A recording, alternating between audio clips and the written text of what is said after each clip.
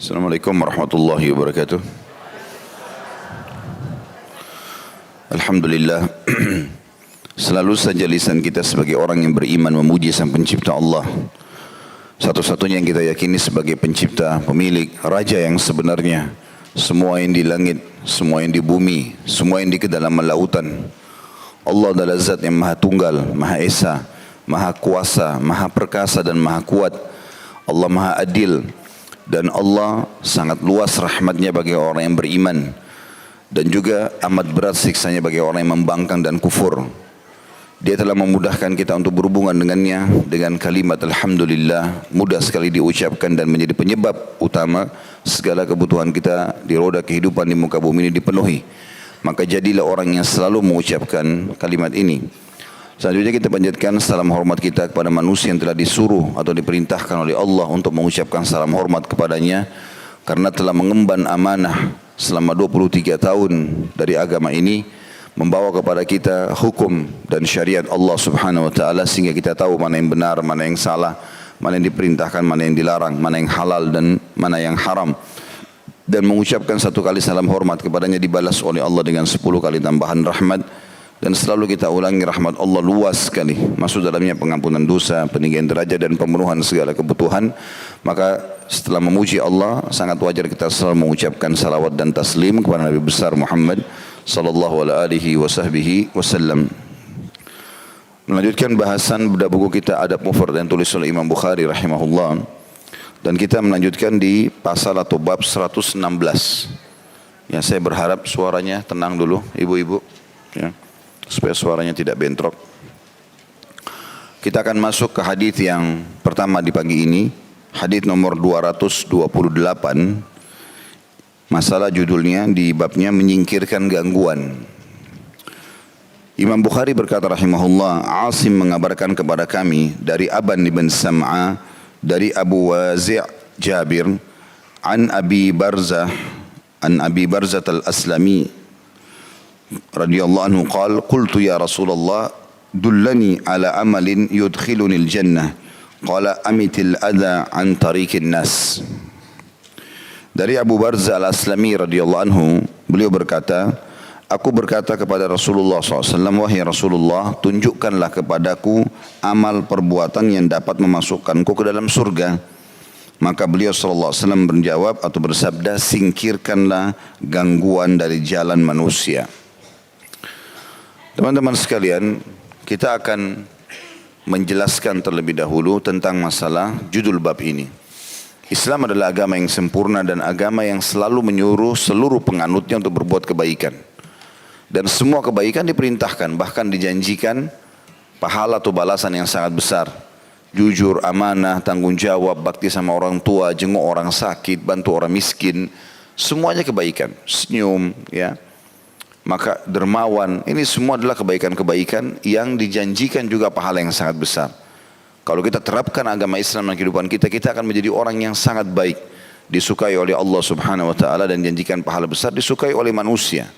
Begitu juga semua yang buruk-buruk, apapun sifatnya, menipu, ghibah atau gunjing, fitnah, mengganggu orang lain, durhaka sama orang tua, jahat dengan tetangga, apalah, semuanya dilarang dan dibebankan ancaman yang berat.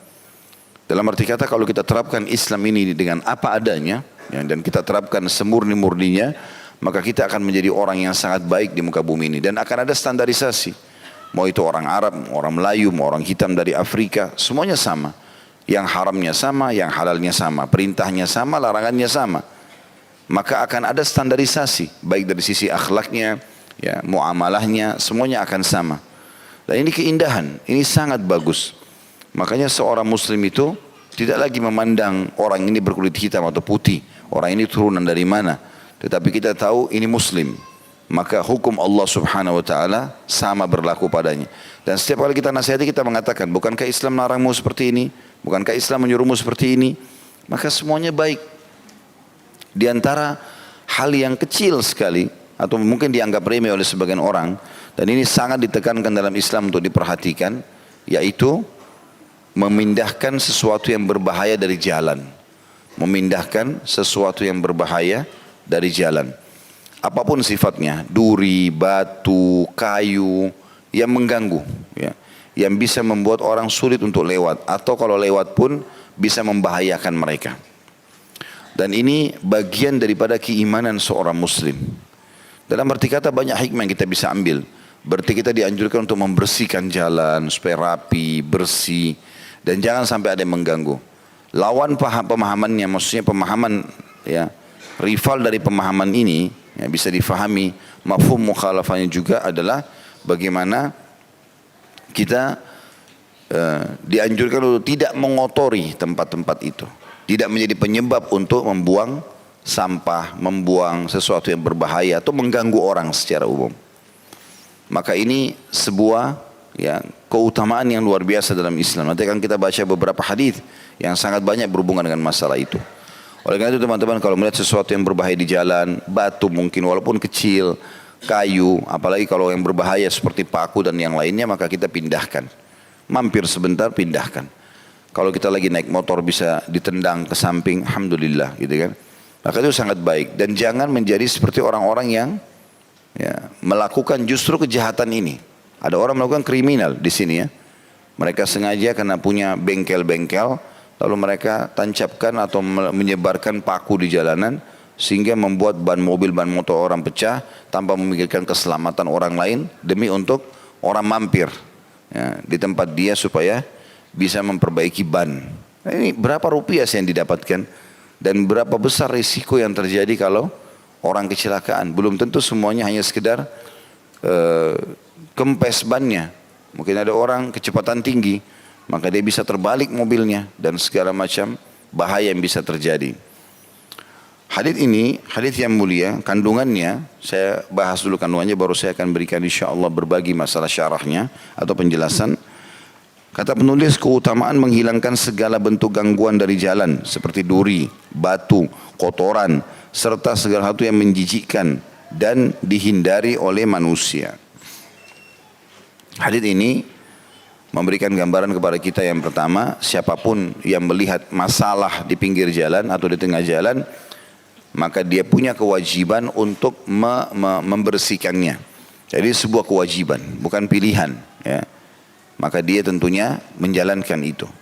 Kemudian Allah Subhanahu wa taala menjadikan sebagai sebuah ibadah atau pahala, ya. Karena selama gangguan itu sudah pindah dari situ, kata ulama, maka secara otomatis siapapun yang lewat di situ, ya, dia akan mendapatkan panen pahalanya. Karena semenjak gangguan itu terhilangkan dari jalan, maka akan berfungsilah jalan tersebut sebagaimana mestinya, dan selama itu masih berfungsi, ya, sampai ada gangguan yang lain juga datang di situ, misalnya, berarti pahalanya berjalan. Ada hal yang saya ingin berbagi di poin ini. Misal teman-teman melihat ada jalan rusak, jangan hanya sekedar marah atau misalnya membuang waktu untuk menyalahkan orang sehingga menggibah dan menyalahkan orang lain. Allah mudahkan kita punya rezeki, ya sudah, tutupin aja jalan itu. Bayangkan teman-teman kalau ada jalan yang lubang, ya, kemudian kita biayai, anggaplah misalnya kita keluarkan 500 ribu, 1 juta, tapi ternyata semenjak itu akan dipakai setahun misalnya. Berapa banyak mobil dan motor yang lewat dan kita panen pahalanya, karena orang tidak terganggu lagi, gitu kan. Got, tempat pembuangan air, itu juga termasuk bagian dari jalanan. Kalau di musim panas seperti sekarang, kesempatan bayar orang dikerok, ya, misalnya kotoran-kotorannya dikeluarkan sehingga akhirnya saluran air berjalan dengan lancar. Berapa banyak pahala yang bisa kita panen dari situ? Berapa banyak orang yang selamat dari banjir, dari kotoran, dari bau busuk, ya. Apalagi sekarang sudah saya dengar ada beberapa temuan berhubungan dengan masalah bahan-bahan kimia itu yang bisa menghancurkan banyak, ya, kotoran-kotoran segala macam. Mungkin kalau dicemplungin di air atau di got segala macam itu bisa segera melancarkan. Ini contoh-contoh saja. Dan ini hal yang bisa kita ambil dari hadis, sebagaimana juga akan difahami lawannya. Berarti tidak boleh kita menjadi penyebab hal itu semua terjadi, ya, sengaja merusak jalan, sengaja mengotori, sengaja ini dan itu. Ini semua berarti tidak dibenarkan, ya. Karena saya lihat ada orang iseng gitu, ya, ada seseorang yang pernah saya lihat di jalan itu, emang dia sengaja mengambil kotoran kemudian ditaruh di jalan. Entah orangnya waras atau kurang waras gitu, ya. Tetapi saya melihat mungkin kurang waras, karena saya pas lewat Karena tidak mungkin kalau waras dia ambil sengaja batu, dihancurin, ditaruh di pinggir jalan. Dan itu seakan-akan memang akan menghalangi orang. Ini semua tidak boleh dalam syariat agama. Harusnya diperhatikan tentunya. Kemudian hadis yang selanjutnya masih bab yang sama. Nomor hadis 229, Imam Bukhari berkata rahimahullah, Musa mengabarkan kepada kami, ia berkata, Uhaib mengabarkan kepada kami dari Suhail dari ayahnya, an Abi Hurairah radhiyallahu anhu, anin Nabi sallallahu alaihi wasallam qala, marra rajulun muslimun bi syaukin fi at-tariq, faqala la umitanna hadha asy-syauk, la yadurru rajulan musliman, faghufira lahu. Dari Abu Hurairah radhiyallahu anhu, dari Nabi sallallahu alaihi wasallam beliau bersabda, seorang muslim berjalan melewati sebuah duri di jalan. Lalu ia berkata dalam dirinya sendiri, sungguh aku akan singkirkan duri ini agar tidak membahayakan orang muslim yang lain. Lalu gara-gara itu atau karena sebab itu dia diampuni dosanya. Hadis ini memiliki kandungan. Dalam hadis ini terdapat pemberitahuan akan keutamaan segala amal yang bermanfaat bagi kaum muslimin dan yang dapat menghilangkan segala bentuk gangguan dari mereka. Kalau yang kita tambahkan tentunya, apa sulitnya teman-teman sekalian, kita memindahkan duri, paku, batu dari jalan dan dosa kita dimaafkan. Tidak berimbang antara pengorbanan kita yang sedikit dengan pengampunan dosa. Allahu a'lam, mungkin dosa kita 1 tahun diampuni oleh Allah karena itu. Ada sebuah hadis yang saya belum baca apakah memang di sini ada atau tidak di buku kita, tapi ada sebuah hadis yang kata Nabi SAW, aku diperlihatkan seseorang di surga menikmati istanahnya dengan sangat gembira, itu karena pernah memindahkan satu atau sesuatu yang berbahaya dari jalan yang mengganggu manusia. Jadi dapat kenikmatan yang luar biasa hanya dengan itu saja. Dan juga diambil pelajaran di sini teman-teman. Kalau masalah-masalah kecil seperti ini saja bisa mendatangkan pahala yang besar, pengampunan dosa, bahkan masuk surga, bagaimana dengan masalah-masalah yang besar atau hal-hal besar yang kita lakukan seperti menolong orang yang buta jalan, menunjukkan jalan dan seterusnya, ya, ikut merawat, ya. Jadi program-program yang ada di RT, di RW untuk bekerja membersihkan bersama-sama, menjaga lingkungan bersama-sama, itu adalah bagian daripada agama kita. Hadis selanjutnya 230, Imam Bukhari berkata, Musa mengabarkan kepada kami, ia berkata, Mahdi mengabarkan kepada kami dari Wasil, dari Yahya bin Uqail, dari Yahya bin Ya'mar, dari Abu Aswad Ad-Daili, an Abi Dharr radhiyallahu anhu qala, qala Rasulullah sallallahu alaihi wasallam, uridat alayya a'malu ummati hasanuha wa sayyi'uha, fawajadtu fi mahasini a'maliha anna al-adha yumatu 'anit tariq, ووجدت في مساوئ أعمالها النخاءة في المسجد لا تدفن. Dari Abi Dharr radhiyallahu anhu bahwasanya ia berkata, Rasulullah sallallahu alaihi wasallam bersabda, diperlihatkan kepadaku perbuatan-perbuatan umatku yang baik dan yang buruk atau kebaikan dan keburukannya. Maka aku dapati dalam perbuatan-perbuatan baiknya adalah bahwa gangguan disingkirkan dari jalan. Artinya yang paling mudah mereka kerjakan dan pahalanya besar. Itu yang paling banyak tercatat atau bisa memenuhi buku catatan amalan umatku dari kebaikan. Dan aku dapati dari perbuatan-perbuatan buruknya adalah meludah di dalam masjid dan tidak ditutupi dengan tanah. Kandungan hadis ini nanti saya syarah insyaAllah. Kandungan hadis ini Allah memperlihatkan kepada Rasulnya seluruh amal umat ini. Artinya salah satu mukjizat, ya, yang diberikan Allah SWT kepada Nabi Muhammad SAW adalah diperlihatkanlah amal-amal umatnya. Dan ini artinya semua tidak terkecuali. Semua umat beliau dari zaman beliau alaihissalam sampai hari kiamat. Maka mayoritas yang beliau lihat adalah amal-amal kebaikan. Ya, kebaikannya itu berisi salah satunya adalah memindahkan sesuatu yang berbahaya dari jalan. Dan diperlihatkan amal-amal buruk umat yang paling banyak membawa mereka kena hukuman justru karena meludah dalam masjid dan tidak ditimbun. Ya. Tentu dimaksud ditimbun di sini adalah di zaman dulu belum ada keramik, tidak ada granit, tidak ada marmer, maka masjid selalu tanah saja. Bahkan kalau Bapak Ibu lihat gambar Masjidil Haram beberapa tahun yang lalu saja, tahun 1950, 60, belum seperti sekarang. Tempat tawaf itu masih tanah gitu. Ya. Jadi memang masih ada tanah. Di Masjid Nabawi juga begitu. Sampai akhirnya Allah mudahkan dibuatnya granit, marmer dan segala macam, barulah digunakan. Walaupun ada sebagian lokasi masjid memang sudah pakai itu ya. Yang kedua, dorongan agar melakukan segala bentuk perbuatan yang bermanfaat bagi manusia dan menjauhi segala bentuk perbuatan yang membahayakan mereka, walaupun bukan muslim. Ya. Kita sedang berada di negara kafir pun, maka tetap kita lakukan hal yang sama. Karena bagi seorang muslim adalah targetnya perbuatan yang sedang diperintahkan. Ya. Tidak penting siapa yang sedang kita bantu atau siapa yang akan melihatnya, tapi yang penting adalah Allah Subhanahu wa taala memang memerintahkan perbuatan tersebut. Ini sejalan dengan hadis Nabi SAW, khairun nasi anfa'un linnas, manusia yang paling bermanfaat adalah manusia yang paling bermanfaat bagi orang lain. Maksudnya seorang muslim yang paling besar pahalanya adalah orang yang banyak memberikan manfaat kepada manusia walaupun orang non muslim tentunya.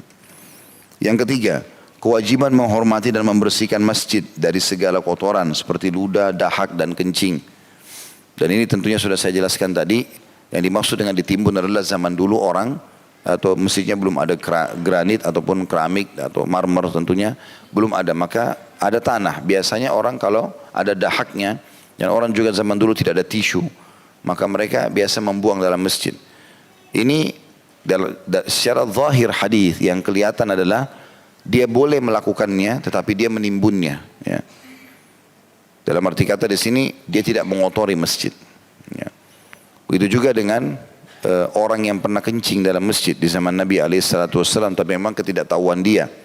Ya, pada saat dia masuk masjid, dia ikut pengajian Nabi SAW, dia kebelet kencing, dia ke belakang kencing dalam masjid. Maka para sahabat marah. Kemudian orang itu lari. Ya, ternyata kencingnya jadi nyebar kemana-mana. Maka Nabi SAW memberikan isyarat agar para sahabat tenang. Pada saat sudah tenang, orang itu menyelesaikan hajatnya, Nabi SAW datang kepada dia lalu mengatakan, ketahuilah ini rumah Allah, tidak layak untuk perbuatan seperti ini. Atau jangan kau kotorin masjid. Gitu kan. Kalau rumah kita saja kita tidak ingin teman-teman dikencingin, tidak ingin diludahi. Kita kalau lihat ada tamu dengan jorok dan kotor seperti itu, kita tidak nyaman dan bahkan kita berharap dia tidak bertamu lagi. Bagaimana dengan rumahnya Allah Subhanahu Wa Taala? Ya. Dan ini juga perlu teman-teman dipahami, masalah meludah, masalah ngupil, masalah ngorek-ngorek kuping, menggigit kuku, ya. Ini semua kebiasaan yang tidak baik. Tinggalkan. Ini hanya karena kebiasaan saja. Jadi biasakan kalau masuk kamar mandi, bersihkan hidung, istinsyak, seperti kalau kita lagi wudu, ya. Hirup air dengan tangan kanan, keluarkan dengan tangan kiri. Insya Allah akan keluar kotoran itu. Juga dengan membersihkan kuping, mungkin lagi mandi, habis mandi menggunakan cotton bud misalnya, di saat-saat tertentu. Tapi kalau di depan orang itu kurang baik, gitu kan. Sama juga pada saat memotong kuku, walaupun sunnah Nabi SAW, usahakan agak tersembunyi, ya, di tempat-tempat yang lebih tidak kelihatan sama orang. Kalau orang lagi makan di depan kita lalu kita potong kuku, atau orang lagi makan lalu kita ngupil atau apalah, atau misalnya lagi ada dahaknya sengaja depan orang, orang lagi makan hilang keinginan makannya karena dia narik dahaknya dan keluar dibuang di depannya orang. Nah, ini kan semua orang alami itu, ya. Semua orang punya dahak, semua orang punya kotoran hidung, semua orang punya kotoran di kupingnya, tapi ada adabnya dalam Islam. Nah, harusnya dijaga masalah itu. Kemudian yang keempat, dorongan agar menghilangkan segala bentuk gangguan dari jalan, nanti apapun sifatnya itu. Tambahan syarah dari hadis ini, yang pertama adalah seperti poin pertama tadi tentang masalah mukjizat Nabi SAW. Nabi SAW memiliki beberapa mukjizat. Ada mukjizat dalam bentuk informasi, ada mukjizat dalam sikap yang terjadi langsung dilihat pada saat itu. Kalau yang dalam bentuk informasi dibagi lagi 3 oleh para ulama. Informasi tentang umat-umat sebelum kita, seperti kisah para nabi-nabi dalam Al-Quran diceritakan. Itu mukjizat. Sehingga kita tahu kisahnya Nabi Daud, Nabi Sulaiman, Nabi Yusuf, Nabi Yakub, Nabi Ishak dan seterusnya. Kemudian ada informasi yang sedang terjadi di zaman Nabi SAW. Seperti beliau memberitakan tentang kemenangan yang akan Allah berikan di Khaybar, di pembebasan kota Mekah, dan terjadi. Dan ada mukjizat dalam bentuk berita ini, itu yang akan terjadi di masa depan, seperti tanda-tanda hari kiamat. Ini semua mukjizat. Dan mukjizat ini definisinya syai'un kharikun anil adah, sesuatu yang di luar kemampuan manusia normal, gitu. Karena Allah SWT ingin mendukung para utusannya. Itu yang pertama yang berhubungan dengan masalah mujizat, informasi dibagi 3 oleh ulama. Ada informasi masa lalu, ada yang sedang terjadi, ada yang akan terjadi.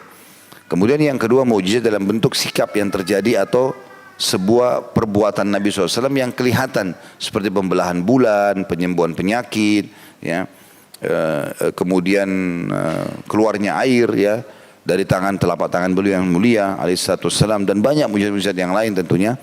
Dan ini sudah saya jelaskan di salah satu tablik akbar, judulnya Rasulullah engkaulah, atau Rasulullah kekasihku, aku mencintaimu. Menjelaskan banyak sekali mujizat beliau alaihissalam. Dan ini hanya ada pada saat beliau hidup saja. Ini seperti misalnya orang-orang Mekah pada saat menantang Nabi SAW mengatakan, hai Muhammad, apa kau mau kami beriman? Kata Nabi SAW, iya, tentu saja. Kata mereka, apa kau lihat bulan itu? Kata Nabi SAW, iya. Nabi lagi tawaf, belah bulan itu buat kami. Ini bukan belah batu tapi belah bulan. Maka Nabi SAW mengatakan kepada mereka, apakah kalau Allah memberikan kepadaku membelah bulan itu untuk kalian, kalian akan beriman? Mereka bilang iya.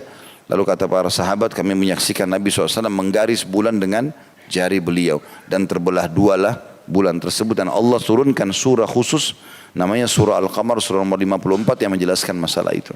Kalau bulan memang pernah terbelah. Dan sekian banyak mujizat tentunya. Ini tambahan dari syarah hadis tentang adanya mujizat Nabi SAW. Di antara mujizat adalah di sini Nabi SAW diperlihatkan amal-amal umatnya. Nah ini sering kali beliau sampaikan, ya. Seperti misalnya beliau waktu bicara tentang Nabi Isa alaihissalam. Waktu Nabi Isa turun nanti pada hari kiamat atau menjelang hari kiamat dan telah membunuh Dajjal, kemudian keluar dari Ya'juj dan Ma'juj, gitu kan.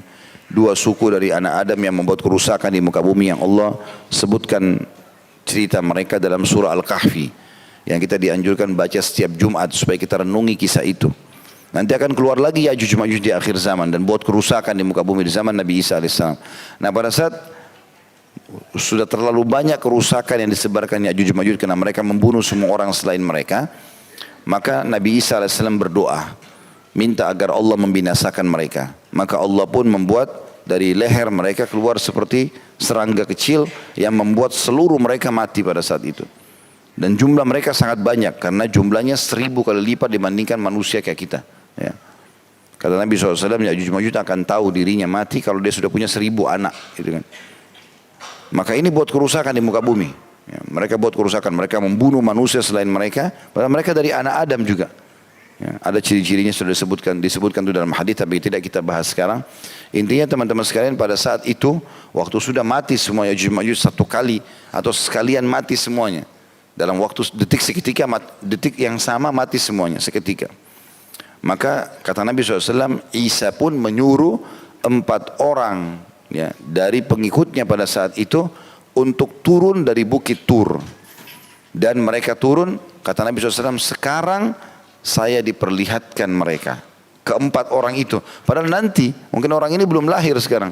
Tapi Nabi SAW diperlihatkan. Dan aku diperlihatkan kalau kalian mau aku akan ceritakan kepada kalian baju mereka, warna bajunya, warna kudanya. Dan mereka adalah umat yang terbaik pada saat itu. Kemudian juga ada contoh yang lain, Nabi SAW pernah berkata, aku diperlihatkan waktu beliau tidur di rumahnya Ummu Haram radhiyallahu anha, istri sahabat yang mulia Ubadah bin Samit radhiyallahu anhu. Waktu Nabi SAW datang ke rumah mereka sempat istirahat tidur lalu bangun senyum. Kemudian Ummu Haram mengatakan, ya Rasulullah, kenapa anda senyum? Kata Nabi SAW, aku diperlihatkan oleh Allah umatku, ada nanti waktu setelah aku meninggal, itu mereka berada di atas lautan dan memiliki singasana-singasana yang besar, mereka dan menguasai tawanan-tawanannya. Jadi mereka menjadi raja-raja yang menguasai dunia gitu. Maka kata Ummu Haram, ya Rasulullah, doakan saya termasuk dalam pasukan yang terbentuk dalam penyerangan atau pemenangan tersebut. Kata Nabi SAW, engkau termasuk di situ. Tapi di sini Nabi SAW diperlihatkan, gitu kan. Ada juga hadis tentang masalah Nabi SAW diperlihatkan makmum yang sedang sholat di belakang beliau. Kata Nabi SAW, luruskan, rapatkan saf kalian. Karena aku diperlihatkan atau dimudahkan oleh Allah untuk melihat keadaan kalian walaupun aku menghadap depan. Nabi SAW bisa lihat itu. Termasuk mujizat Nabi SAW adalah beliau mengatakan, sungguhnya kedua mataku tidur tapi hatiku tidak tidur. Jadi tertutup, tapi subhanallah beliau seperti orang yang sadar. Dan sekian banyak mujizat Nabi alaihi salatu wassalam. Itu diambil dari potongan pertama hadis, sesungguhnya telah diperlihatkan kepadaku amal-amal umatku. Kemudian potongan yang kedua, dari potongan hadis ini dikatakan, dan aku menemukan amal yang baik, yang banyak di buku amal umatku adalah memindahkan sesuatu yang berbahaya dari jalan. Artinya perbuatan inilah yang akan paling banyak membawa umatku masuk ke dalam surga. Padahal cuma sekedar memindahkan sesuatu yang mengganggu orang di jalan. Ya. Maka jangan dianggap remeh ini teman-teman sekalian. Saya pernah naik motor sama seseorang, kami sama-sama dai, kemudian jalan di sebuah tempat, ada kayu di pinggir jalan, cukup besar. Kemudian saya bilang, maaf Ustaz, kita mampir dulu, saya bilang gitu. Kenapa Ustaz? Dia bilang, saya bilang ini ada kayu di jalan. Mungkin nanti ada orang lain pindahkan. Terus saya bilang, tidak akhi. Justru semestinya kita yang pindahkan. Kita tunggu orang lain, belum tentu orang pindahkan. Bukankah ada hadis memindahkan kotoran dari jalan malah itu adalah ibadah? Terus dia bilang, oh iya benar ya. Berarti ada juga orang yang mungkin tidak terfikir masalah itu. Bagi dia yang penting dia bisa hindari, selesai. Enggak, ini bukan masalah menghindari. Ambil pahala. Dan ingat selalu pesan itu, kalau kita pindahkan dan selama kita pindahkan dan selama itu pula atau selama jalan itu pula dipakai, kita akan panen pahala. Berapa banyak orang yang berulang lalang di situ dan seterusnya.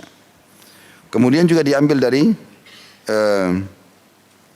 potongan hadis, dan aku temukan dosa yang paling banyak bagi umatku atau yang tertulis di mulut adalah meludah di dalam masjid dan tidak ditimbun, ya. Ini ada anjuran yang sangat ditekankan untuk merawat masjid, ya.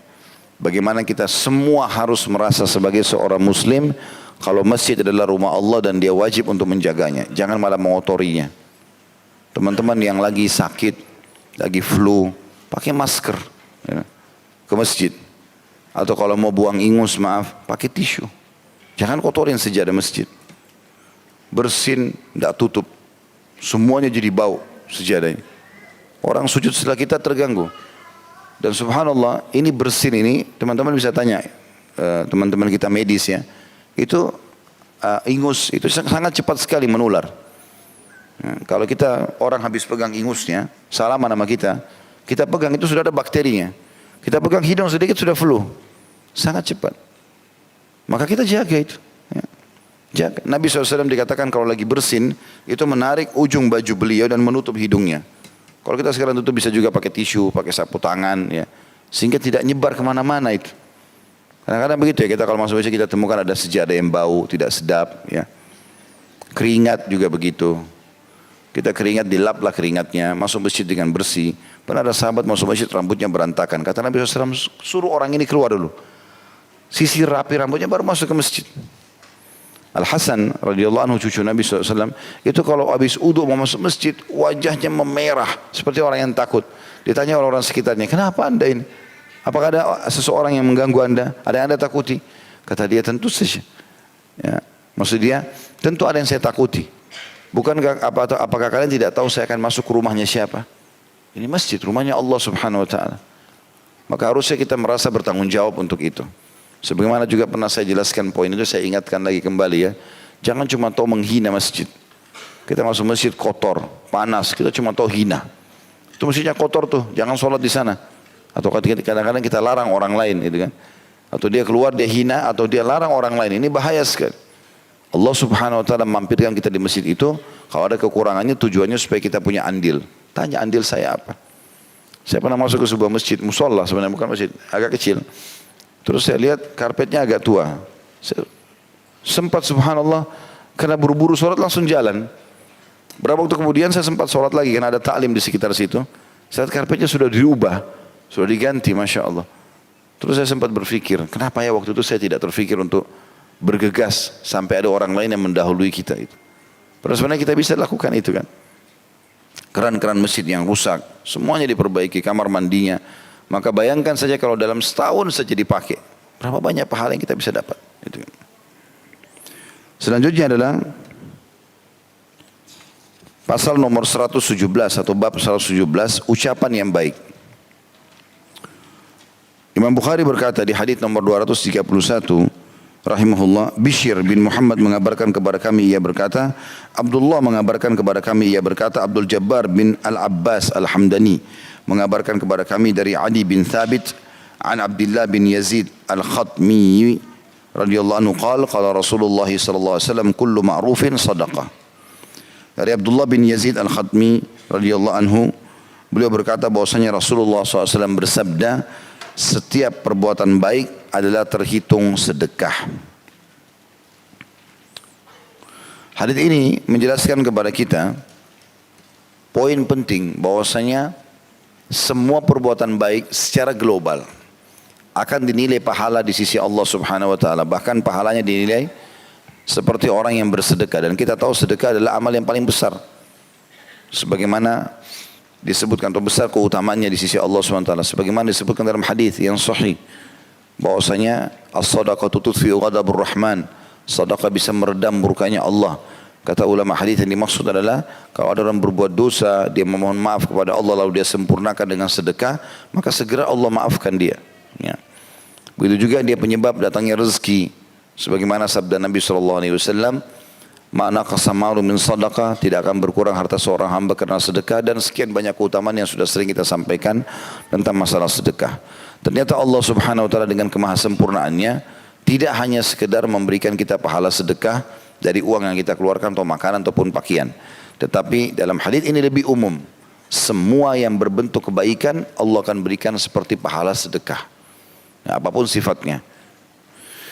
Kemudian hadis yang selanjutnya nomor 232, Imam Bukhari berkata rahimahullah, Sa'id bin Sulaiman mengabarkan kepada kami, ia berkata, Mubarak mengabarkan kepada kami dari Thabit an Anas radhiyallahu anhu qala kana Nabi sallallahu alaihi wasallam idza utiya bi syai'in yaqul idhabu bihi ila fulana fa innaha kanat sadiqata Khadijah, idhabu bihi ila baiti fulana fa innaha kanat tuhibbu Khadijah. Dari Anas radhiyallahu anhu ia berkata, jika Rasulullah SAW diberi sesuatu, beliau selalu berkata, bawalah pergi ke fulana karena ia adalah temannya Khadijah. Bawalah pergi ke fulana karena ia dahulu mencintai Khadijah. Hadis ini memberikan kandungan atau memiliki kandungan hadis yang pertama. Dalam hadis di atas terdapat penjelasan tentang berbagai keutamaan Ummul Mukminin Khadijah binti Khuwailid radhiyallahu anha dan kedudukan beliau di hati yang tinggi di hati Nabi sallallahu alaihi wasallam. Ya, tentu hadis ini kita ambil pelajaran pertama adalah masalah kedudukan istri Nabi SAW yang mulia. Dan khilaf di antara ulama siapa yang paling Nabi SAW cintai, Khadijah kah atau Aisyah? Ya.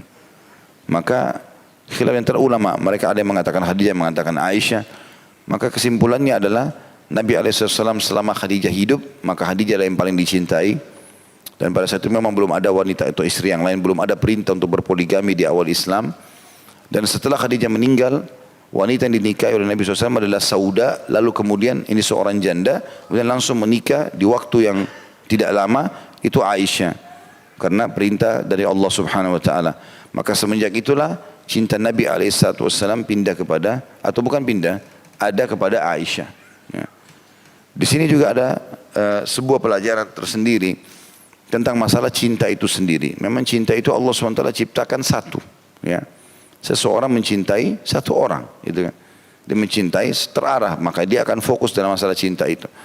Maka kalau seseorang memiliki beberapa orang istri, tentu saja dia akan lebih cinta kepada salah satunya. Tetapi bukan berarti dia menzalimi yang lainnya. Sebagaimana Nabi SAW pernah ditanya, siapa orang yang paling anda cintai? Kata Nabi SAW, Abu Bakar. Lalu kata sahabat ini, Amr bin As yang bertanya, radhiyallahu anhu, dari kalangan, ya, katanya Abu Bakar. Kata Nabi SAW, Aisyah. Kata Amr bin As, dari kalangan laki-laki ya Rasulullah. Kata Nabi SAW, ayahnya Abu Bakar. Kenapa Nabi SAW tidak bilang semua istri saya? Nabi SAW sebutkan Aisyah. Karena memang kecenderungan dalam cinta satu, gitu kan. Tetapi bukan berarti tidak sayang kepada yang lainnya, bukan berarti tidak perhatian. Ini artinya kecenderungan dalam hati ada. Allah Subhanahu Wa Taala berikan seperti itu. Dan ini bukan kezaliman kalau tidak mencintai yang lainnya. Ya, karena memang kalimat cinta ini hanya bisa satu. Ya. Makanya khilaf antara ulama siapa yang lebih dicintai. Bisa saja ulama mengatakan Khadijah saja, atau seluruh istri Nabi semua dicintai. Tetapi memang di sini penyebutannya apakah Khadijah atau Aisyah. Khusus Ummul Mukminin Khadijah radhiyallahu anha punya kedudukan tersendiri. Pertama tentu karena dia istri pertama Nabi alaihi salatu wassalam.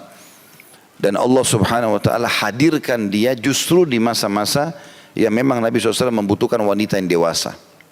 Ya. Di awal-awal Islam itu memang membutuhkan wanita seperti Khadijah. Wanita yang sudah punya pengalaman hidup, wanita yang punya kekayaan, punya kedewasaan, ya, yang memang mendampingi Nabi SAW. Dan ini tidak bisa atau tidak sejalan kalau seandainya Nabi SAW pada saat awal mungkin menikah dengan orang yang seumur Aisyah di awal-awal Islam, gitu kan? Karena yang butuh perjuangan yang luar biasa. Makanya Aisyah pernah cemburu kepada Khadijah lalu mengatakan, waktu ada seorang tamu perempuan datang dan suaranya mirip sekali dengan Khadijah, maka Nabi SAW tiba-tiba berdiri membuka pintu. Setelah itu kemudian memanggil, mempersilahkan masuk dan mengatakan kepada Aisyah, layan ini yang baik kedua tamu kita ini. Dilayanilah sampai pulang. Setelah selesai pulang kata Aisyah, ya Rasulullah, siapa dua orang ini begitu anda muliakan? Kata Nabi SAW, yang satu adalah adiknya Khadijah, adik kandungnya. Yang satu lagi sahabat dekatnya Khadijah. Maka Aisyah cemburu. Lalu mengatakan, ya Rasulullah, apakah anda masih mengenang seorang wanita Quraisy yang sudah masuk ke dalam tanah dan Allah sudah gantikan untuk anda yang lebih baik? Maksudnya dia ingin membahasakan diri dia. Sama-sama dari Quraisy tapi saya masih hidup, gitu kan? Saya pun lebih muda, saya pun perawan, sementara Khadijah janda dan sudah meninggal, gitu kan? Maka Nabi SAW mengatakan, hai Khadijah, hai Aisyah, ketahuilah tidak ada yang bisa menggantikan Khadijah. Tidak ada yang bisa menggantikan Khadijah. Dia beriman padaku pada saat orang-orang kufur dan dia mendukung agama ini dengan hartanya, serta Allah karuniakan aku anak dari dia. Dan ini juga pelajaran penting teman-teman sekalian. Kalau seseorang di antara kita menikah dengan janda, dengan duda, ya, kemudian ada sesuatu yang dia cerita tentang pasangannya yang dulu, nggak boleh kita marah. Itu masa lalunya orang, gitu kan? Ya risiko kenapa nikah sama janda atau sama duda? Misal dia mengatakan, si duda mengatakan, dulu istri saya itu kalau masak enak sekali. Jangan ibu cemburu. Ya, harus ibu bilang, baiklah. Kira-kira makanan apa yang disuka? Saya coba buat seperti itu atau lebih enak. Itu boleh. Bersaing positif, gitu kan? Tetapi kalau marah dengan dia gara-gara itu tidak boleh. Enggak usah sebut-sebut. Di sini kan terbukti. Waktu Aisyah menyinggung Nabi SAW agar tidak menyebut Khadijah, malah Nabi tegur dia. Enggak bisa. Khadijah adalah orang yang lebih baik. Gitu. Begitu juga kalau orang menikah dengan janda. Ya, karena ini menikah dengan orang-orang yang sudah punya pasangan terlebih dahulu. Kita pada saat hadir dalam kehidupannya harus kita lebih daripada pasangannya yang dulu. Nggak ada opsi lain. Beda kalau kita nikah sama bujang atau gadis, mereka nggak punya pengalaman sebelumnya. Maka kita lah orang yang terbaik menurut dia. Tapi kalau janda atau duda, dia bisa banding-bandingkan dengan pasangannya yang dulu. Maka kita hadir dalam kehidupan mereka berarti kita harus menjadi orang yang lebih baik dari pasangannya sebelumnya. Itu salah satu konsekuensi dalam masalah rumah tangga, gitu kan. Ya, ini keutamaan tersendiri dan Khadijah punya banyak keutamaan tentunya, diantaranya dapat jaminan surga dan juga dia sempat atau memiliki anak dari Nabi SAW 6 orang, ya, 2 laki-laki dan 4 orang wanita, walaupun anak laki-lakinya meninggal, tetapi Khadijah dan anak perempuannya Fatimah menjadi pemimpin wanita surga, ya, dan ini satu karunia yang luar biasa dari seorang ibu dan anak. Kata Nabi SAW, ada 4 wanita yang jadi pemimpin wanita surga dari seluruh dunia ini. Maka yang disebut pertama Khadijah, kemudian anaknya Fatimah, barulah Asya dan juga Maryam, atau Maryam dan Asya. Ada riwayat tentu berbeda ya, ada yang mengatakan Maryam dulu, kemudian dan jelas urutan dalam 4 wanita ini ada ibu sama anak sekaligus. Padahal bisa saja wanita lain, tapi ini berarti punya kedudukan tersendiri, ya, punya kedudukan tersendiri. Maka pernah satu kali Nabi SAW pulang ke rumah dan Khadijah saking cintanya dengan suaminya radhiyallahu anha sampai dia bisa tahu dari raut wajah suami ini lapar atau enggak, butuh sesuatu atau tidak. Itu biasa karena perempuan pakai perasaan. Kalau dia tulus cinta dengan suaminya akan muncul seperti itu. Maka dia tahu Nabi SAW lagi butuh makanan. Dia pun langsung pamit ke belakang lalu dia siapkan makanan kesukaan Nabi SAW. Karena perbuatan itu Allah turunkan Jibril alaihissalam. Lalu Jibril mengatakan, hai Muhammad, ini Khadijah sebentar lagi datang akan bawa makanan kesukaanmu nih. Karena perbuatan itu Allah kirim salam kepada dia. Sampaikan salamnya Allah. sampaikan juga salamku kepadanya. Dan sampaikan gara-gara perbuatan ini dia akan mendapatkan istana di surga yang tidak ada kebisingan. Apa kata ulama hadis? Kenapa harus ada bahasa istana di surga yang tidak ada kebisingan? Memang surga tenang. Apa makna daripada kalimat ini? Karena Khadijah kata para ulama itu tidak pernah mengangkat suara di depan Nabi SAW. Maka Allah pun menilai sebagai sebuah ibadah tersendiri. Ya, makanya syaitan banyak menggoda wanita untuk mengangkat suaranya, teriak-teriak di depan suaminya. Sampai kata Nabi SAW, setiap wanita itu bisa masuk ke dalam surga karena perbuatan baik pada anaknya. Kalau bukan karena buruknya muamalahnya pada suaminya, maka mereka akan masuk ke dalam surga langsung. Jadi kadang-kadang perbuatan sama suami ini banyak dibengkalaikan oleh banyak wanita. Padahal sebenarnya ini diambil dari pelajaran Khadijah radhiyallahu anha, orang yang luar biasa. Saya pernah berteman dengan seseorang, ada dokter dari Riyadh. Beliau sering datang ke Indonesia, kadang-kadang isi daurah, kadang-kadang daurah itu maksudnya kayak pesantren kilat. Kadang-kadang juga membuka jaringan-jaringan bisnis pada saat itu. Dia cerita, dia bilang, Khalid saya mau nikah sama wanita Indonesia. Saya bilang baiklah, coba nanti kita tanyakan kalau ada yang berminat gitu kan. Kemudian saya sempat tanya, kenapa mau menikah sama wanita Indonesia? Apa sebab? Dia bilang, saya pernah tersentuh waktu saya lagi mau pulang ke Riyadh dari Jakarta. Ada satu ibu, dia bilang orang Indonesia, itu sama suaminya. Lagi mau umroh, tapi transit Riyadh baru pergi ke Mekah. Baru ke Jeddah, baru masuk ke Mekah gitu.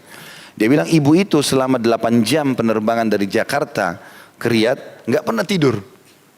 Sibuk lihat suaminya. Suaminya butuh apa dia penuhi. Bahkan dia bilang, Khalid bayangkan belum suaminya baru lihat ke arah sesuatu, misalnya air. Udah dia langsung berdiri mengurusnya gitu. Dan saya sampai gara-gara itu saya biasanya pulang dari Jakarta ke Riyadh ini tidur, istirahat 8 jam lama. Tapi karena gerak-geriknya ibu ini sering bolak-balik ambil makanan, ambil ini, temani suaminya ke kamar mandi pun suaminya masih segar. Tapi ditemani sampai pintu kamar mandi ditungguin. Pulang keluar ditemani. Kata dia ini menarik perhatian saya. Gara-gara itu saya mau nikah sama wanita Indonesia. Dia tidak tahu padahal itu cuma satu mungkin. Allahu alam ada atau tidak. Dan saya juga tidak tahu apakah saat itu dia nikah sama manusia atau tidak. Tapi yang jelas saya sempat ceritakan masalah itu. Cuma yang saya ambil pelajaran dari situ, ada wanita begitu subhanallah. Dia begitu menikah dia sudah faham kalau ini pintu surganya. Udah sibuk dengan itu deh. Kan tidak ada susahnya ngurus suatu orang ini kemudian masuk surga. Kan enak sekali ibu-ibu itu sebenarnya. Gitu kan? Laki-laki harus urus banyak urusannya. Urusannya di luar rumah, urusannya dalam rumah, urusannya anak-anak, wah luar biasa gitu. Apalagi kalau dia poligami harus uruskan banyak istrinya itu kan, ya. Nah iya. Ini dinafkahi, ini dilindungi kan banyak. Perempuan cuma satu saja tuh laki-laki. Urus dia mati masuk surga kan enak. Cuma banyak orang melalaikan masalah kebaikan seperti itu. Yang kedua diambil kandungan hadis adalah selayaknya seseorang mengirim hadiah kepada para sahabat dan berkerabat istrinya. Dan ini sebuah pelajaran lain ya. Berbuat baik kepada orang yang pernah berbuat baik pada istri atau suami kita, itu adalah satu hal yang diperintahkan dalam agama. Jadi Nabi SAW tetap mengenang kebaikan istrinya yang sudah meninggal dengan cara berbuat baik pada orang-orang yang pernah dekat dengan istrinya. Dan ini sebuah hal tersendiri, punya bab sendiri. Dan misalnya ada ibadah, ada fadilah, ada keutamaan tersendiri. Dan ini yang disebutkan dalam hadis. Kalau setiap kali Nabi SAW dapat makanan, kiriman apa-apa, pasti dia bilang antarkan kepada si fulana. Fulana ini maksudnya nama perempuan, tapi Nabi di sini di riwayat tidak disebutkan. Ya, karena ini teman-teman Khadijah. Antarkan kepada rumahnya si fulana. Gitu kan. Jadi dua di sini ya. Karena itu adalah sahabatnya Khadijah. Sebab yang lain adalah karena dulu orang itu mencintai Khadijah. Jadi subhanallah termasuk bentuk cinta Nabi SAW kepada istrinya adalah beliau pun memperhatikan orang-orang yang pernah mencintai istrinya atau berbuat baik dengan istrinya. Maka ini berarti setelah meninggal pasangan pun dianjurkan untuk tetap berbuat baik dengan sanak kerabatnya, orang-orang dekat dengan dia ya, termasuk mertua, ipar, orang-orang yang dekat dari sahabatnya ya. Ini semua muamalah yang sangat baik, dianjurkan untuk tetap melanjutkan hubungan. Tapi tentu yang dibolehkan secara syar'i. Ya. Tidak boleh melanggar agama di sini. Tentu kita maksudnya adalah, misalnya ada seseorang laki-laki dulu istrinya sangat dia cintai lalu meninggal. Ada teman-teman istrinya, lalu dia memberikan kepada mereka santunan-santunan sebatas hukum syar'i, maka tidak ada masalah. Tapi bukan berarti oh ini kan pengganti istri saya sudah berduaan di mobil, ya, padahal bukan mahram, nggak boleh. Ada sesuatu yang haram, jadi ada batasan-batasannya. Itu juga perempuan yang sudah jadi janda, suaminya meninggal, dia berbuat baik dengan teman-teman suaminya dengan cara tetap misalnya memberikan makanan atau berbuat baik dengan mereka pada saat dibutuhkan apa yang dia mampu saja, tidak ada pelanggaran agama, maka itu semua masuk dalam penjelasan hadis ini tentunya. Kemudian yang ke hadis selanjutnya nomor 233. Imam Bukhari berkata rahimahullah, Muhammad bin Katsir mengabarkan kepada kami, ia berkata, Sufyan mengabarkan kepada kami dari Abu Malik al-Ashja'i, dari Rib'i, an Hudzaifah radhiyallahu anhu qala nabiyyukum kullu ma'rufin sadaqah. Dari Hudzaifah radhiyallahu anhu dia berkata, Nabi SAW bersabda, atau beliau berkata, Nabi kalian SAW bersabda, setiap kebaikan adalah sedekah. Jadi artinya, hadis yang nomor 231 dan 233 ini sama mirip lafadznya dan seakan-akan hadis nomor 232 merincikan masalah itu. Artinya semua yang dianggap baik akan mendatangkan pahala, termasuk berbuat baik dengan teman-teman pasangan kita. Ya. Ini semua termasuk adalah ibadah di sisi Allah Subhanahu wa taala. Selanjutnya kita masuk ke 118 atau pasal atau bab ya. Saya sering mengatakan bab atau pasal karena memang tidak disebutkan dalam buku kita ini. Semuanya langsung berurut begitu saja. Keluar ke ladang sayur dan membawa sesuatu di pundaknya kepada keluarganya dengan kantong dari pelepah kurma. Begitu judulnya. Hadis pertama, nomor 234 kata Imam Bukhari rahimahullah, Ishaq bin Makhlad mengabarkan kepada kami dari Hammad bin Usama dari Mis'ar, ia berkata Amr bin Qais mengabarkan kepada kami an Amr bin Abi Qurrat al-Kindiyah qala arada abi ala Salman ukhtahu fa'aba wa tazawwaja mawlatan lahu yuqalu laha Bukairah فبلغ أبا قرة أنه كان بين حذيفة وسلمان شيء فأتاه يطلبه فأخبر أنه في مبقلة له فتوجه إليه فلقيه ومعه زبيل فيه بقل قد أدخل عصاه في عروة الزبيل وهو على آتقي فقال يا أبا عبد الله ما كان بينك وبين حذيفة قال يقول سلمان وكان الإنسان أجولا فانطلقا حتى أتيا دار سلمان فدخل سلمان الدار فقال السلام عليكم ثم أذن لأبي قرة فدخل فإذا نمت موضوع على باب وعند رأسه لبينات وإذا قرطات فقال اجلس على فراش مولتك التي تمهد لنفسها ثم أنشأ يحدثه فقال إن حذيفة كان يحدث بأشياء كان يقولها رسول الله صلى الله عليه وسلم في غضبه لأقوام فأسأل عنها فأقول حذيفة أعلم بما يقول وأكره أن تكون ضغائن بين أقوام فأوتي حذيفة فقيل له إن سلمان لا يصدقك ولا يكذبك بما تقول فجاءني حذيفة فقال يا سلمان ابن أم سلمان فقلت يا حذيفة ابن أم حذيفة لتنتهين أو لأكتبن فيك إلى عمر فلما خوفته بعمر تركني وقد كان رسول الله صلى الله عليه وسلم وقد قال رسول الله صلى الله عليه وسلم من ولد آدم أنا فأيما عبد من أمتي لعنته لعنة أو سببته سبة في غير كهني أو في غير كهه فأجعلها عليه صلاة. Dari Amr bin Abi Qurra al-Kindi ia berkata, ayahku menawarkan saudara perempuannya kepada Salman, maksudnya Salman al-Farisi radhiyallahu anhu, tetapi ia menolak dan malah ia menikahi atau menikah dengan bekas budak perempuan yang bernama Bukairah. Setelah itu sampailah berita itu kepada Abu Qurrah bahwa ada perselisihan di antara Hudzaifah dengan Salman, dua sahabat Nabi yang mulia radhiyallahu anhum. Lalu ia mencarinya dan kemudian diberitahu bahwa Salman sedang berada di ladang sayurnya. Abu Qurrah lalu pergi menemuinya dan mendapatinya sedang membawa kantong berisi sayuran dan ia sudah memasukkan tongkatnya ke ujung atas kantong yang ia panggul. Abu Qurrah bertanya kepadanya, wahai Abu Abdillah, Maksud saya bertanya kepada Salman, perselisihan apa yang terjadi antara engkau dengan Hudzaifah atau antara engkau dan Hudzaifah? Salman lalu berkata, sungguhnya manusia itu terburu-buru membaca surah Al-Isra ayat 11. Lalu keduanya berangkat menuju rumah Salman. Salman lalu masuk ke rumah kemudian mengucapkan Assalamualaikum. Lalu ia mengizinkan Abu Qurrah untuk masuk.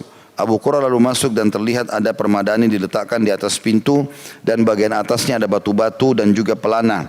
Salman berkata, duduklah di atas tempat tidur budak perempuanku yang ia siapkan dirinya. Salman lalu mulai bicara. Sesungguhnya Hudzaifah berbicara tentang berbagai hal yang pernah diucapkan oleh Rasulullah SAW di saat beliau marah kepada orang-orang. Lalu aku ditanya tentang hal itu. Aku katakan, Hudzaifah lebih tahu tentang apa yang diucapkannya. Dan aku tidak senang terjadi permusuhan di antara orang-orang. Kemudian Hudzaifah dipanggil dan dikatakan kepadanya, Salman tidak membenarkan dan tidak juga mendustakan ucapanmu. Hudzaifah lalu menemuiku dan mengatakan, wahai Salman, putra Ummu Salman. Lalu aku katakan, wahai Hudzaifah, putra Ummu Hudzaifah, hendaknya engkau berhenti atau aku laporkan kepada Umar. Ketika dia kuancam dengan Umar, dia lalu meninggalkanku. Dan Rasulullah SAW telah bersabda, aku adalah salah satu dari anak Adam, siapapun dari umatku aku laknat atau aku hina, bukan karena kesalahannya, maka aku jadikan itu doa rahmat baginya. Kita baca dulu kandungan hadisnya. Athar, ya, yang pegang buku, athar itu maksudnya seperti riwayat lah ya. Athar di atas menunjukkan perangai terpuji dari para sahabat. Karena Salman radhiyallahu anhu tidak suka mengungkapkan permasalahan yang dialami oleh sebagian sahabat dengan Rasulullah sallallahu alaihi wasallam, baik yang ada kalanya terjadi atau jarang terjadi. Hal tersebut tidak ia lakukan karena menghindari kelalaian memuliakan keagungan mereka sebagai orang yang memiliki persahabatan dengan Rasulullah sallallahu alaihi wasallam. Baik, kita ambil pelajaran-pelajaran dari hadis ini. Yang pertama adalah bagaimana jelinya para kaum salaf sebelum kita, diantaranya tabi'in, dalam menceritakan kejadian yang sedang atau interaksi yang sedang terjadi antara dia dengan para sahabat. Sebagaimana juga para sahabat sangat jeli untuk menceritakan, atau sebagian mereka sangat jeli menceritakan apa yang terjadi antara dia dengan Nabi SAW. Jadi ada di antara sahabat teman-teman, itu kalau meriwayatkan hadis, mereka cuma mengatakan Rasulullah SAW bersabda begini. Tapi dia tidak ceritakan lagi ngapain sama Nabi. Ada di antara sahabat tidak. Dia ceritakan secara rinci, kami pernah jalan bersama Nabi SAW. Waktu itu Nabi menggunakan jubah ini. Atau Nabi sedang menunggangi kuda ini. Kemudian terjadilah pertemuan dengan si fulan. Lalu kemudian terjadilah ini dan itu. Lalu kemudian Nabi bersabda begini. Jadi dia diceritakan historinya. Maka ini sebuah kejelian juga pada saat orang menukir riwayat dengan lengkap. Itu pelajaran dari hadis ini.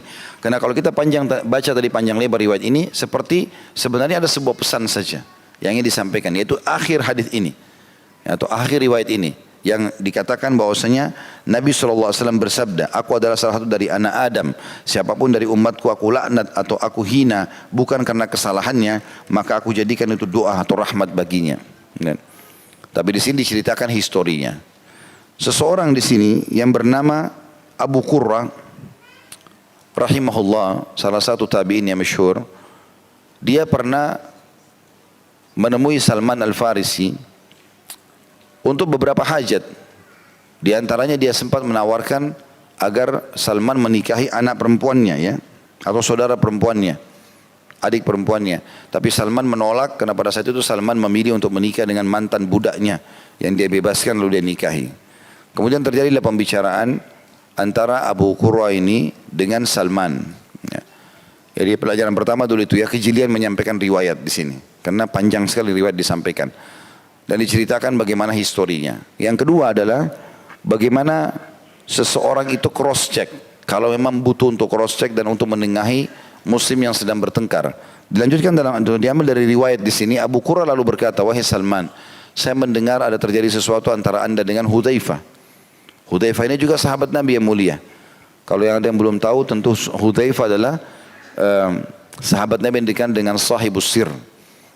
Jadi semua rahasia Nabi ada pada Hudzaifah.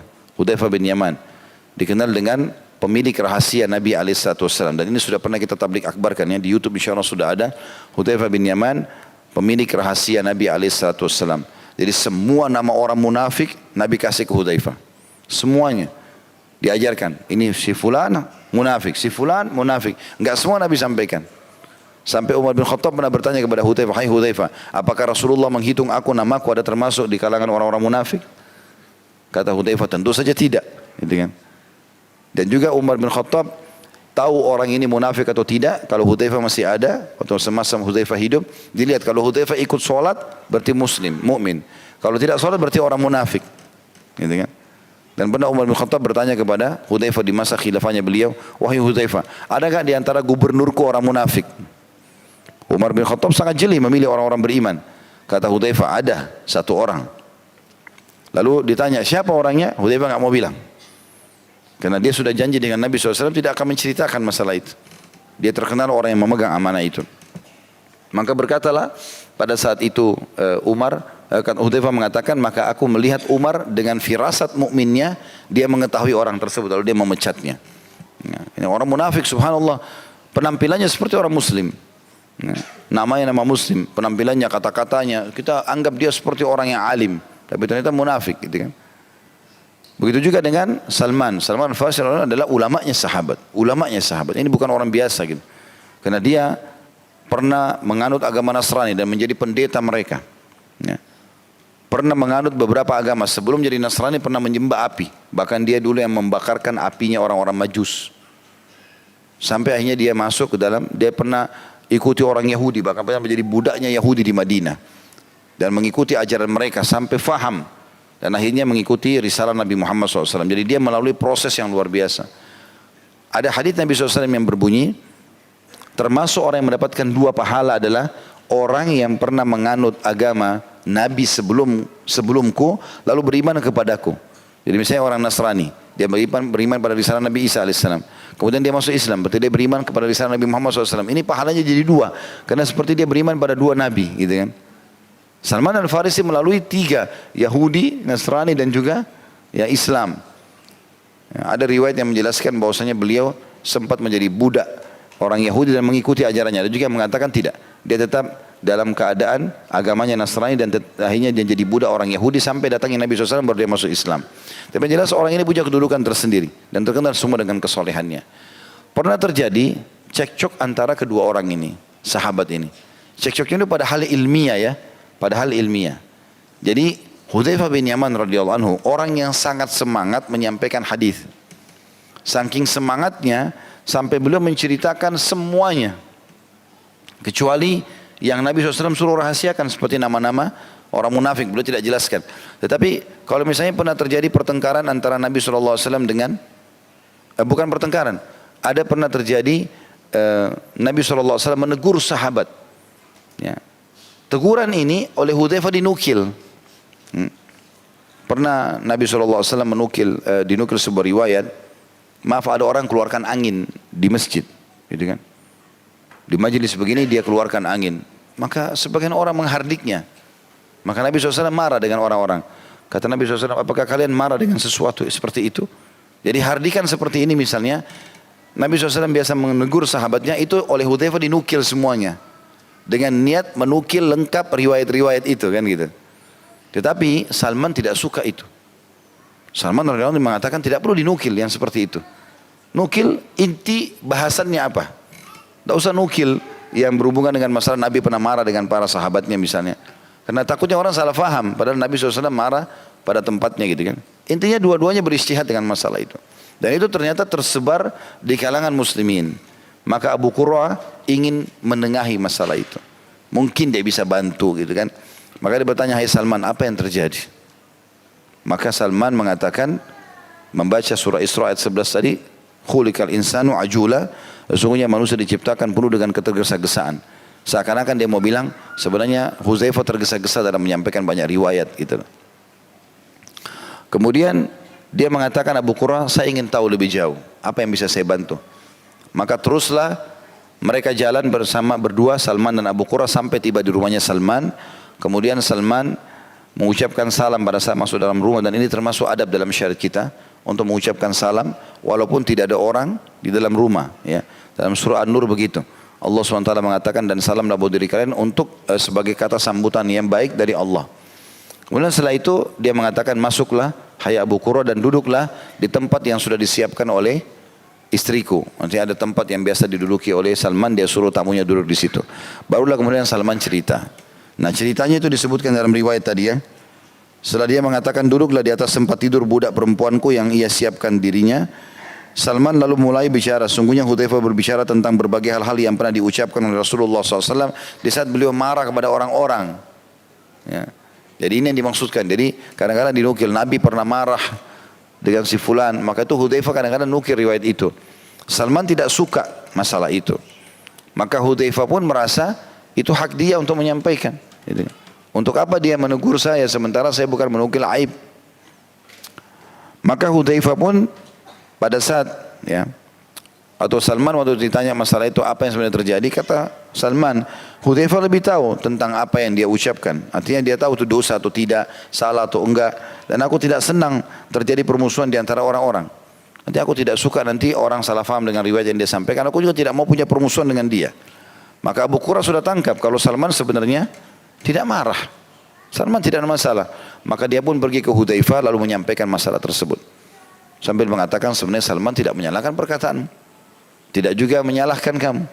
Artinya dia cuma tidak suka kalau ada sifat atau Nabi pernah marah dengan sahabatnya lalu dinukil. Maka Hudzaifah pun datang lalu berkata kepada Salman, ya, wahai Salman, dan Hudzaifah juga Salman juga mengatakan wahai Hudzaifah, lalu kemudian Hudzaifah mengatakan biarkan aku dengan urusanku. Kalau kau tidak berhenti selalu menegur aku sementara aku menyampaikan menurut aku tidak ada yang salah, aku akan laporkan kau kepada Umar. Dan ini zaman khilafahnya Umar. Maka Hudzaifah mengatakan baik, terserah kamu, ditinggallah. Ya. Berarti Salman yang mengancam Hudzaifah ya, mengatakan kalau seandainya kau tidak berhenti untuk menyampaikan riwayat-riwayat yang aku sudah tegur itu, maka aku akan laporkan kau kepada Umar. Lalu kemudian setelah aku ancam dengan Umar, kata Salman, dia Hudzaifah meninggalkanku. Maksudnya semenjak itu dia meninggalkanku. Maka aku pun berkata kepada Nabi, atau aku pun menukil sabda Nabi SAW, aku adalah salah satu dari anak Adam, siapapun dari umatku aku laknat atau aku hina, bukan karena kesalahannya, maka aku jadikan itu sebagai doa dan rahmat baginya. Artinya Salman mengatakan, kalaupun Hudzaifah tersinggung gara-gara aku luruskan kesalahan itu, maka aku anggap aku tetap mendoakan dia kebaikan, atau aku tetap mendoakan kebaikan untuk dia. Baik, pelajaran yang ketiga yang diambil dari hadis ini, setelah tentu Abu Qurrah ingin menengahi antara Hudzaifah dan Salman, dan ini termasuk bagian daripada ibadah, adalah pentingnya seorang muslim mengucapkan salam pada saat mau masuk ke dalam rumah. Sebenarnya sudah kita jelaskan tadi bagaimana Salman melakukan itu. Dan yang keempat adalah pentingnya seorang muslim untuk menyampaikan apapun yang dibutuhkan kalau ditanya. Kalau tidak ditanya tentu dia tidak lakukan itu. Kalau ada yang mau cross check kepada kita, tabayun, dan kita rasa itu perlu untuk disampaikan, maka kita perlu menyampaikan. Sebagaimana Abu Qurrah tadi bertanya kepada Salman tentang pertengkaran atau sesuatu yang terjadi antara dia dengan Hudzaifah. Ya. Dan yang terakhir teman-teman, yang kelima adalah bagaimana seorang muslim tidak memusuhi saudaranya walaupun tidak sependapat. Karena Salman di sini tidak memusuhi Hudzaifah, tapi dia cuma mengatakan saya tidak suka aja penyampaian seperti itu karena nanti orang salah faham tentang Nabi alaihi salatu wassalam. Hadis selanjutnya nomor 235. Imam Bukhari berkata, masih bab yang sama. Ibnu Abi Syaibah mengabarkan kepada kami, ia berkata Yahya bin Isa mengabarkan kepada kami dari Al-A'mash, dari Habib, dari Sa'id bin Jubair, an Ibn Abbas radhiyallahu anhu maqala qala Umar radhiyallahu anhu ukhruju bina ila ardi qaumina fakharajna fakuntu ana wa Ubay ibn Ka'ab وأبي بن كعب في مؤخر الناس فحاجت سحابة فقال أبي اللهم اصرف عنا عذاها فلحقناهم وقد ابتلت رحالهم فقالوا ما أصابكم الذي أصابنا قلت إنه دعا الله عز وجل أن يصرف عنا عذاها فقال عمر ألا دعوتم لنا معكم. Dari Ibnu Abbas radhiyallahu anhu, ia berkata, Umar radhiyallahu anhu berkata, pergilah bersama kami ke tanah kaum kami. Lalu kami pergi. Aku dan Ubay bin Ka'ab adalah orang terakhir. Tiba-tiba awan mendung bergejolak dengan angin kencang. Ubay lalu berdoa, "Ya Allah, jauhkanlah dari kami gangguannya." Lalu kami sampai di kaum tersebut di mana hewan-hewan kendaraan mereka telah basah. Mereka lalu berkata, "Tidakkah menimpa kalian apa yang telah menimpa kami?" Aku lalu berkata, "Sungguhnya iya, telah berdoa kepada Allah agar Allah menjauhkan gangguannya dari kami." Maka Umar lalu berkata, "Apakah sebaiknya kalian berdoa untuk kami sekalian bersama kalian?" Ya. Hadits ini memiliki kandungan. Yang pertama, sesungguhnya para sahabat saling mencintai dan bersikap tawadhu sesama mereka. Dan yang kedua, ketakutan para sahabat terhadap angin kencang dan awan yang mendung. Kita masuk kepada syarah hadits ini. Yang pertama adalah Ibnu Abbas menukil riwayat yang mulia bahwasanya Umar pernah berkata, dari sini berkata maksudnya adalah mengirim surat kepada mereka, kepada Ibnu Abbas, ya, dan mengatakan, "Keluarlah kalian menuju ke bumi kami atau tempat tinggal kami." Maksudnya datanglah ke tempat kami. Umar bin Khattab memanggil mereka. Lalu kami pun, kata Ibnu Abbas, keluar menuju ke tempat di mana Umar ada. Dan kebetulan Ibnu Abbas berkata, "Aku bersama Ubay bin Ka'ab berada di barisan terakhir dari manusia-manusia atau orang-orang yang sedang menuju ke Umar. Maka tiba-tiba saja ada awan yang tebal dengan angin yang kencang. Lalu kemudian Ubay bin Ka'ab berdoa kepada Allah SWT agar dihilangkan bahaya daripada angin kencang itu. Dan akhirnya hujan tidak jadi turun dan anginnya pun berhenti. Tetapi pada saat kami tiba, kata Ibnu Abbas, di tempat yang ada Umar bin Khattab dan orang-orang lain dari kaum muslimin, maka kami temukan seluruh wilayah mereka, rumah mereka, ya, hewan-hewan mereka dibasahi oleh hujan yang lebat tadi. Maka Umar pun bertanya kepada Ibnu Abbas dan Ubay bin Ka'ab, "Tidakkah kalian tertimpa juga hujan sebagaimana menimpa kami? Kenapa baju kalian tidak basah? Tuang kalian tidak basah? Apa kalian tidak ditimpa hujan seperti kami?" Maka kata Ibnu Abbas sambil menunjuk Ubay, "Sesungguhnya dia telah berdoa. Dia minta kepada Allah agar dijauhkan dari keburukan awan tadi itu. Maka kami pun tidak kena." Maka kata Umar bin Khattab, "Mengapa kalian tidak mendoakan sekalian buat kami? Supaya kami juga tidak kena bahayanya hujan ini gitu, atau angin kencang ini."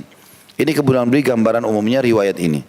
Pelajaran yang pertama yang kita ambil dari sini adalah bagaimana Ubay bin Ka'ab atau keutamaan Ubay bin Ka'ab yang mustajab doa. Ini tidak dinukil dalam buku kita tentunya. Bahwasanya Ubay bin Ka'ab salah satu sahabat yang mustajab doa.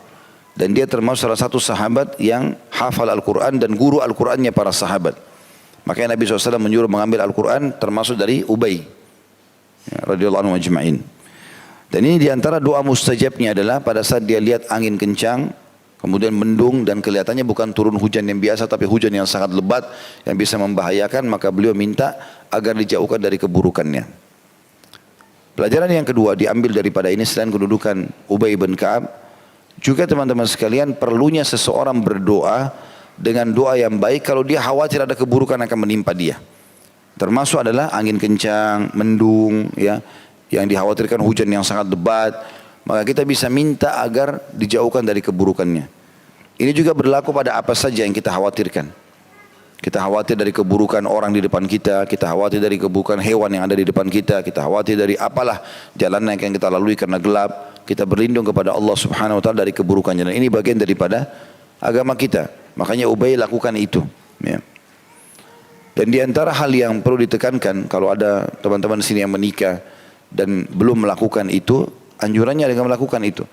Memegang ubun-ubun istri lalu membaca, "Allahumma inni as'aluka khairaha wa khaira ma jubilta 'alaiha." Ya Allah, aku minta kebaikannya dan kebaikan yang dibebankan padanya. Wa a'udzubika min syarriha wa syarri ma jubilta 'alaiha. Dan jauhkanlah aku dari keburukannya dan keburukan yang dibebankan padanya.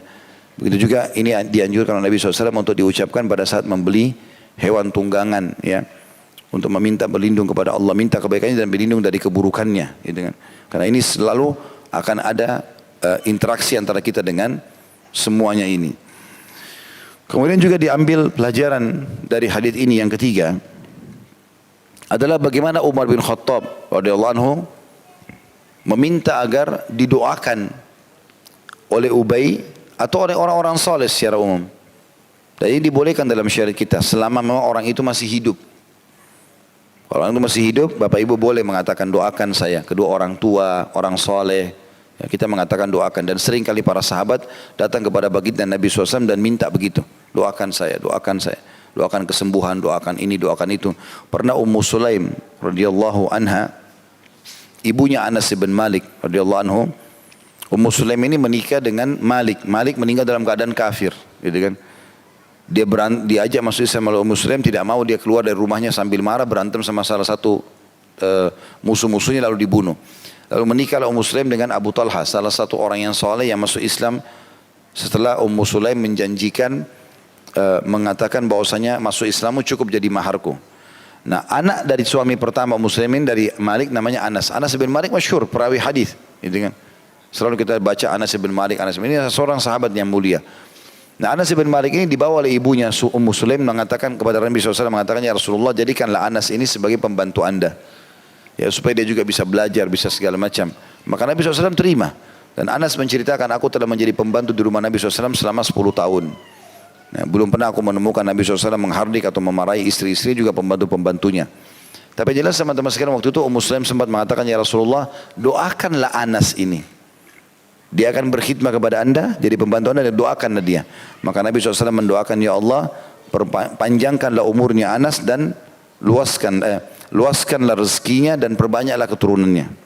Luaskanlah rezekinya dan perbanyaklah keturunannya. Maka Anas bin Malik mengatakan, doa Nabi SAW terus berlaku padaku sampai aku memiliki anak dan keturunan atau anak dan cucu mencapai jumlah 100 orang. Nah, dan beliau menjadi orang yang sangat kaya raya karena doa Nabi SAW. Berarti ini juga pelajaran, kita boleh minta didoakan oleh orang-orang yang soleh. Mungkin di antara orang yang kita minta doakan itu adalah orang yang mustajab doa. Kita nggak tahu, gitu kan. Tapi syaratnya ingat ya, masih hidup dan tidak berlaku bagi orang mati. Nggak boleh kita datang ke kuburan minta kepada orang mati itu supaya memberikan kita keselamatan dan seterusnya. Nah, sudah pernah saya jelaskan itu. Setelah Nabi SAW meninggal dunia, kurang lebih 30 tahun atau 30 tahun lebih, Aisyah radhiyallahu anha masih hidup. Dan ini ranjangnya Aisyah, ini adalah kuburan Nabi SAW. Belum pernah satu kali pun ada riwayat dinukil bahwasanya Aisyah membuka rumahnya radhiyallahu anha dan menyuruh para sahabat untuk ambil tanah kuburan Nabi SAW atau taruh air supaya berkah, atau berdoa minta Nabi yang menolong mereka. Tidak pernah dinukil, karena memang para sahabat faham masalah itu. Mereka meminta kepada Allah Subhanahu wa taala secara langsung, dan Abu Bakar sudah mengeluarkan statement yang sangat jelas pada saat Nabi SAW meninggal dunia. Dan beliau mengatakan, siapa yang menyembah Muhammad, Muhammad telah meninggal dunia sallallahu alaihi wasallam. Dan siapa yang menyembah Allah, Allah hidup. Ya, artinya kalian sekarang kembali kepada Allah Subhanahu wa taala. Kalau Nabi SAW masih hidup, tidak ada masalah. Ada beberapa sahabat mengatakan, kami memiliki ya, doa mustajab selama Nabi kami masih hidup.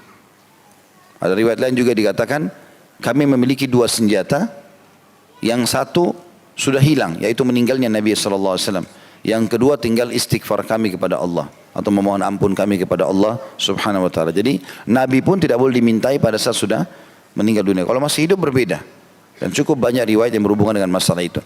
Juga Umar bin Khattab pernah memberikan contoh yang baik. Di zaman khilafahnya beliau sempat musim peceklik, panas sekali, kemarau. Maka beliau ajak sholat istisqa, minta turun hujan. Ya, begitu beliau sholat istisqa selesai, beliau menghadap ke makmumnya atau kepada jemaahnya untuk mengajak mereka bertobat dan memohon ampun. Maka beliau pun mengatakan setelah mengajak mereka tobat, ya Allah, sesungguhnya waktu Nabi kami masih hidup, kami jadikan Nabi kami perantara antara kami dengan engkau. Dan sekarang Nabi kami sudah meninggal, maka ini pamannya Abbas, pamannya Nabi yang masih hidup. Ya, dia akan berdoa, terimalah doanya. Maka Abbas pun berdoa, lalu turunlah hujan pada saat itu. Berarti Umar bin Khattab titip pesan, Nabi sudah meninggal, gak bisa lagi kita berdoa melalui Nabi. Berdoanya kepada orang yang masih hidup, dan ini pamannya masih hidup. Seperti itulah. Ini kurang lebih gambaran yang berhubungan dengan masalah hadis kita tadi. Jadi boleh kita minta didoakan oleh orang-orang soleh. Sebagaimana Umar tadi bilang. Ternyata hujan sudah turun lebat di tempatnya Umar di Madinah. Dan itu akhirnya hujannya bukan semua hujan biasa, tapi membuat basah kuyup dan akhirnya seperti ada banjir gitu kan. Mengganggu gitu. Kalau hujan secara umum rahmat Allah Subhanahu wa taala. Tetapi hujan yang seperti ini dikhawatirkan malah membuat masalah bagi orang-orang. Nah, waktu mereka datang, Ibnu Abbas dan Ubay radhiyallahu anhum ajma'in datang ke Madinah, waktu Umar panggil suruh datang, begitu mereka tiba, Umar lihat bajunya enggak basah segala macam, padahal segala semua basah. Kenapa kalian bisa begini? Kata Ibnu Abbas, doanya Ubay. Maka Umar mengatakan, kenapa kalian tidak mendoakan kami sekalian? Ya, seperti itulah. Ini juga diambil sebuah pelajaran penting teman-teman. Kalau berdoa, doakan secara umum. Kalau kita mau pahala besar, selalu libatkan dalam doa kita muslimin dan muslimat. Karena kata Nabi SAW, siapapun yang memohon ampun untuk muslim atau berdoa buat mereka, maka Allah akan berikan setiap muslimnya satu pahala. Sekarang jumlah umat Islam mendekati angka 3 miliar. Kalau teman-teman bilang Allahumma gfir lil muslimina wal muslimat, ya Allah ampunilah orang muslim dan muslimah, berarti kita dapat langsung 3 miliar pahala. Ya. Kalau kita bilang al-ahya min wal amwat, yang hidup dan juga yang sudah mati, yang mati Allah alam berapa banyak. Itu hitungan kurang dari 1 menit, hitungan detik saja. Allahumma gfir lil muslimina wal muslimat, ampunilah seluruh muslim dan muslimah. Itu luar biasa doanya. Juga selalu mendoakan agar ketentraman, kebahagiaan, kemenangan diberikan kepada umat Islam. Ini juga termasuk doa-doa yang mulia tentunya. Kita sudah membahas 2 buah pasal ya, atau 3 pasal maaf, tentang masalah menyingkirkan gangguan dari jalan. Kita juga sudah membahas tentang ucapan yang baik atau perbuatan-perbuatan bisa dinilai pahala, semuanya perbuatan baik. Dan yang ketiga adalah yang kita bahas tadi tentang masalah bagaimana seseorang itu ya menjaga hubungan baiknya dengan saudara muslim, dan kalau ada apa-apa maka dia perlu meluruskan ya, dan menjelaskan apa sebabnya dia atau terjadinya retakan dengan saudaranya, dan dia perbaiki masalah itu. Allahu a'lam. Dan insyaallah kita akan lanjutkan pertemuan akan datang di bab 119 ya. Baik, begitu saja, mudah-mudahan bisa diambil manfaat dari apa yang kita pelajari hari ini. Subhanakallahumma bihamdika asyhadu an la ilaha illa anta astaghfiruka wa atubu ilaik. Sebelum saya mengucapkan salam di sini, Masya Allah ada Dr. Zaidul Akbar hadir saya lihat. Kalau teman-teman yang sudah atau yang belum tahu, di Instagram beliau bisa diikutin, banyak sekali pengobatan nabawiyah yang diajarkan. Mudah-mudahan masalah kesuburan juga ada, Dok. Ada ya? Baik, insya Allah. Itu saja. Wassalamualaikum warahmatullahi wabarakatuh.